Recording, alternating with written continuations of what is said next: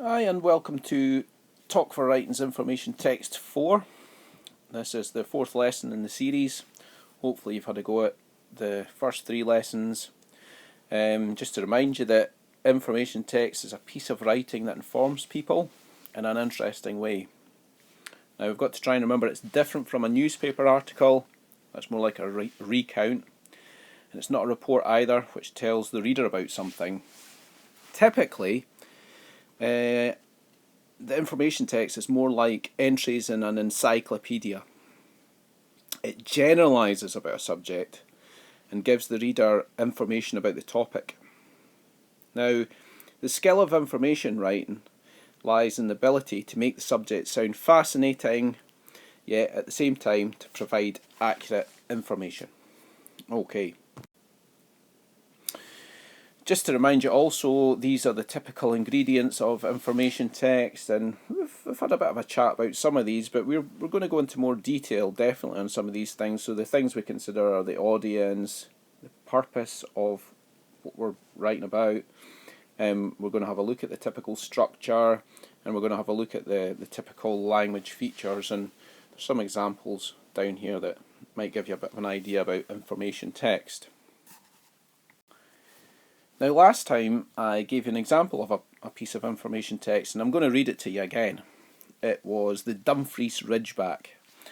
Now the interesting thing about this example is that it's actually an imaginary subject. Now the good thing about having an example that's an imaginary subject is that we don't need to worry too much about having accurate information. So it lets us off with that just now. So that's the whole idea behind this example here, the Dumfries Ridgeback, which is about a fictional dragon. And actually it's something that we're going to have a go at soon as well.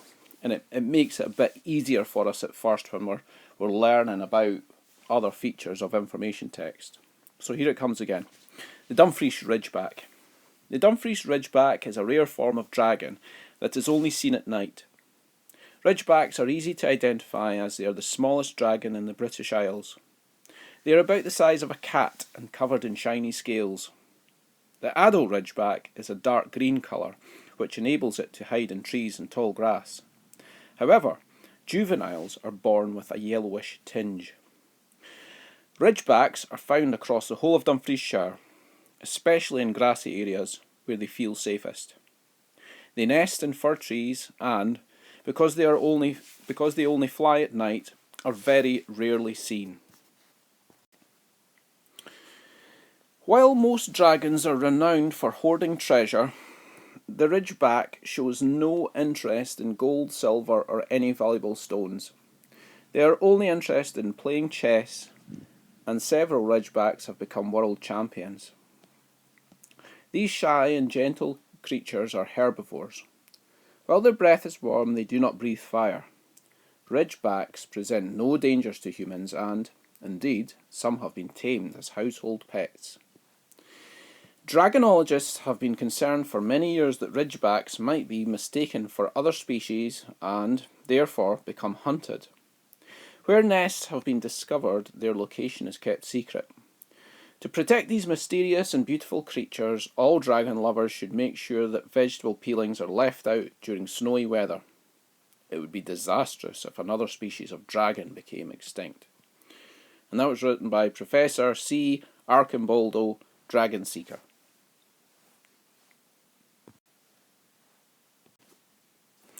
So, we're going to learn a bit more about this piece of information text, this example, the Dumfries Ridgeback. And one of the things we're going to do is we're going to have a look at some of the vocabulary. So this is just a short activity. It's called alternative words.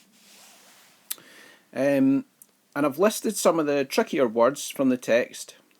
And I want you guys to come up with alternative words or phrases that mean the same thing. Alright, so I'm looking for another word or phrase for the word rare. Okay? So if you make a list of these in your jotter, where you've been doing your work, and if you come up with another word or a phrase for all of these different words, then let's see how you get on with that. Okay, so that's your first job to do on the Dumfries Ridgeback. Now the whole point about learning this example of the Dumfries Ridgeback is it gives us an example to work with. So when we look at the structure and some of the language features, we can highlight some of those things and we can understand them. Okay? Right, that's us for today. You're going to get more of this later in the week. I've got another finishing job here for anyone that's interested and looking for something to do.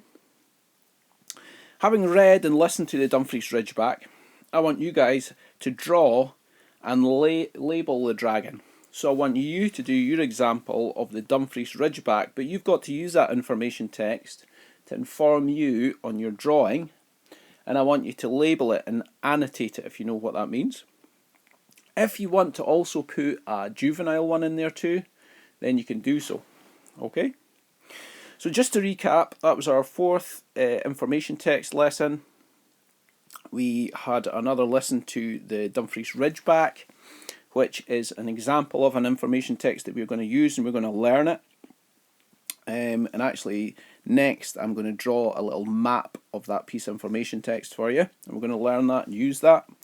As part of that, you had a look at some of the vocabulary, some of the tricky words, and you're going to try and come up with alternative words or phrases for those, which should help with your understanding. And as a finishing job, you can also have a go at drawing a Dumfries Ridgeback and also a juvenile one, but you need to use that text, that information text, to inform your drawing, and I want you to annotate it and label it as well. Okay?